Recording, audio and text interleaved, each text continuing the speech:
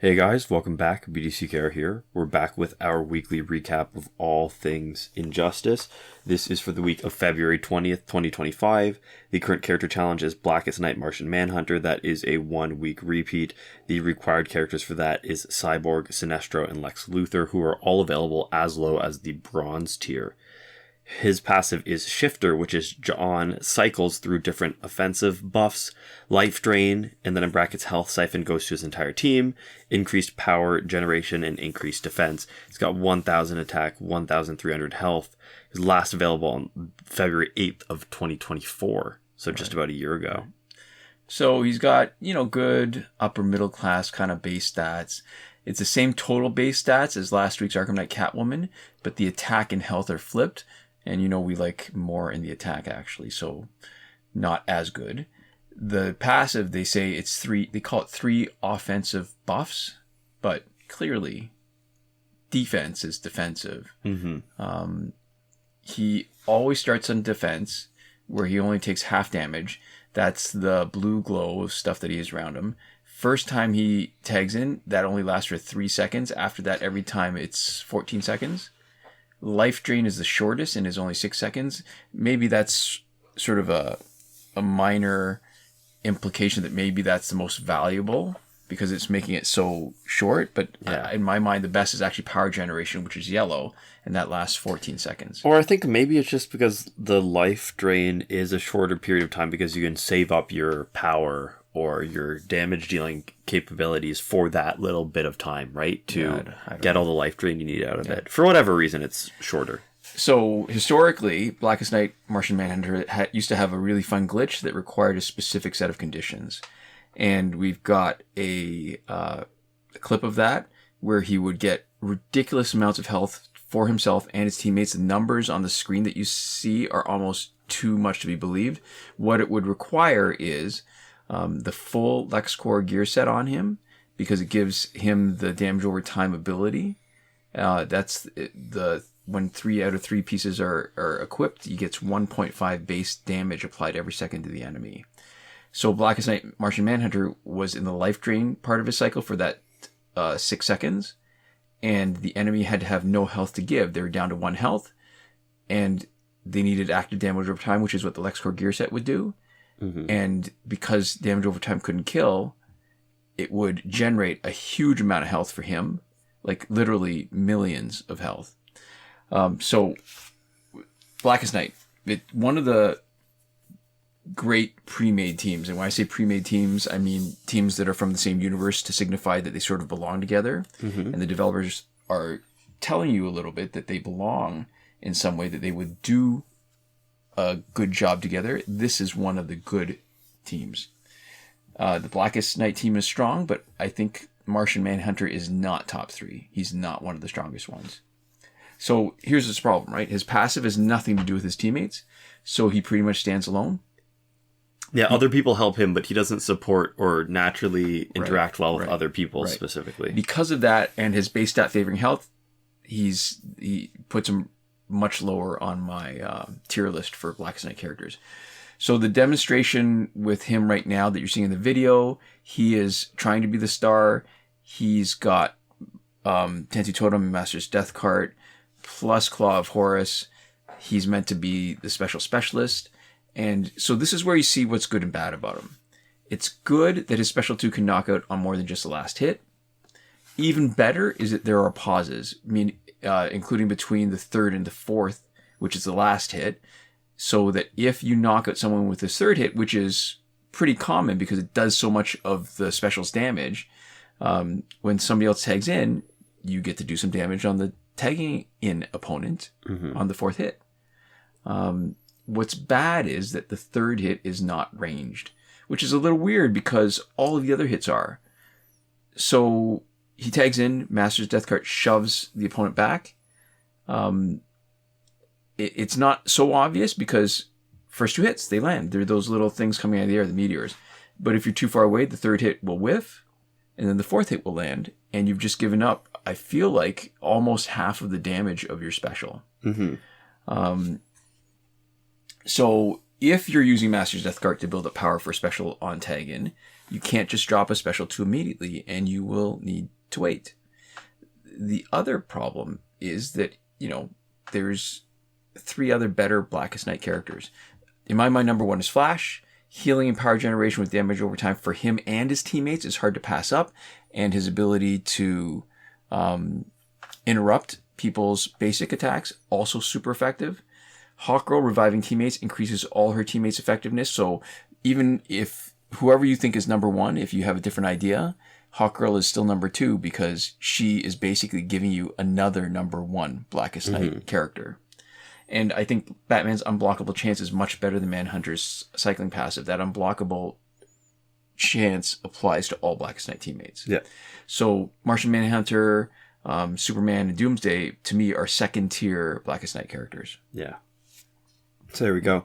We are 43 weeks since the cycle changed to introduce new characters. And this is an important week because if we were going back to the alternating new and old characters, the last week, that they would be able to do that and still repeat the cycle at the same time as they got through all the characters. Would be next week. Next week. Yeah, because there's 11 left, and 11 in the old cycle left, and 12 missing challenge characters.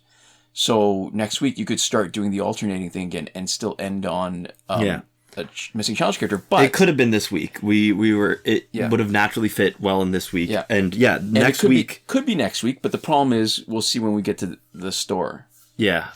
My guess at this point is that for some reason they've just given us some set of the new characters that are the old characters and not all of them, which is a strange thing to do, but it's increasingly seeming like that's what they've done. I agree with you. I guess the next sort of drop dead date is sometime in May when it's their last chance to either come back to Gaslight Batman, who was the first one in this sort of cycle, or they can start bringing back all the missing challenge characters all in a row. Boom, boom, boom. Or something else would happen. It's just, you'd expect that the alternating would have just continued all the way through. So we'll just have to wait and see, really, at this point.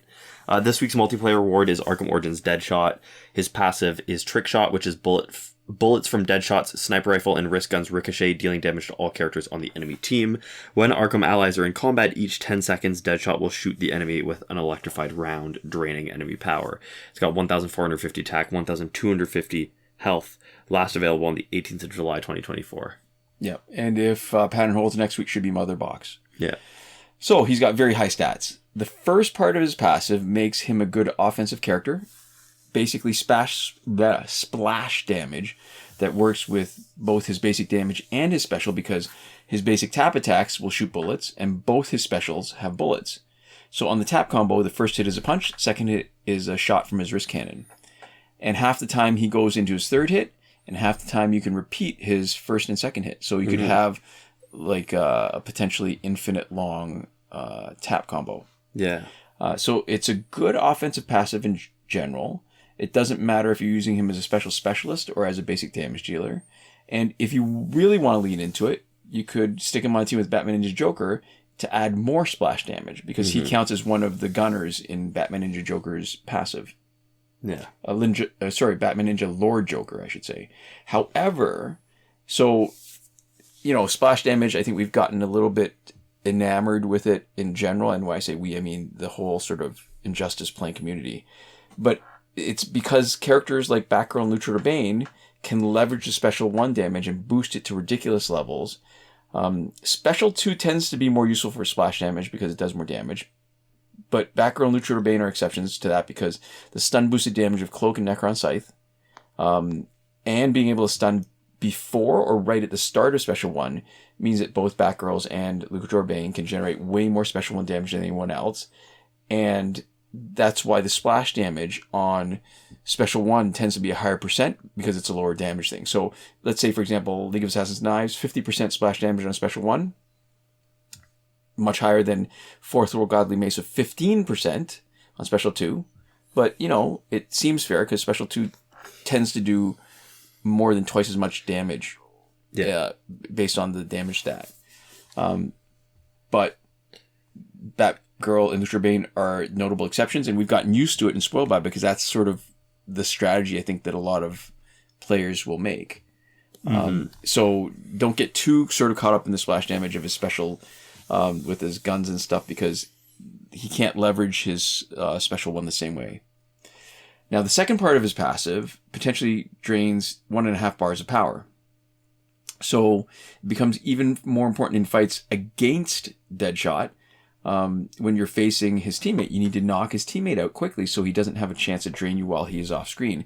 And it also should be a reminder that when you're playing, to not try to hoard power too long because you might get it stolen from you.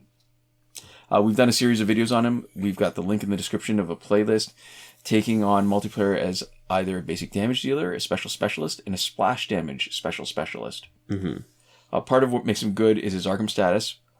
And that gives you a chance to take advantage of Arkham Knight Batgirl as a teammate and general Arkham synergy. Every Arkham character, I think, is better because Arkham Knight Batgirl exists. Mm-hmm. Sort of the same way every Flashpoint character is better because Flashpoint Batman exists. Yep. Moving on to the store, we have Arkham Origins Joker. That's $24.99 Canadian. It's the only currency that matters, I should say. Yes. Extra should say. It comes with 100,000 power credits. It's a clue to what next week's challenge is going to be. Does not unlock a copy in your store, so probably hold off and just earn them the normal way. We have the Character Bundle Lantern Elite in its second week. We also have the Red Sun Pack 2 for $24.99. Comes with 3 out of the 6 Red Suns. You get a 16% chance of getting Superman, Wonder Woman, Batman, Deathstroke, or Green Lantern. And you get a 20% chance of getting Solomon Grundy. So highest chance to get him and also the worst guy to get. I think so. Yeah. I agree. Yeah. So there we go. Moving on. Phantom Zone has 1 more week left. Fight 62 is still broken. Last weekend's breakthrough for golds was Bane, Killer Frost, and Ares. We should expect this weekend to be Sinestro, Green Arrow, and Scorpion. Link in the description to a thread from Devlin16 on the subreddit that goes through the complete breakthrough cycle if you want to track that yourself. And as far as current glitches go, we go into more detail every time something changes, which did not happen and has not happened for a while. But if nothing changes, we do a more detailed review once a month on the first week of every month. That was February 6th for this month. The main thing worth mentioning is that the challenge reset glitch is working on Blackest Knight, Martian Manhunter. I almost said Batman Knight. And well, it's not unusual because BN, right? Mm-hmm, Batman Ninja. Yeah. Yeah. And the reset glitch resets progress on both the challenge and Phantom Zone. So make sure you are willing to reset progress on both when you reset progress on either. Right. And that does it for this week. To finish up, I'd like to give a huge thank you to our patrons on Patreon. That would be Michael Devries, Irvin, Ruiz, Hoshi127, and Nora Klimek, who are supporting us on the credited level. So there we go. Thank you so much for your support. Thanks so much to all of you for watching. We'll see you next time. Komoda.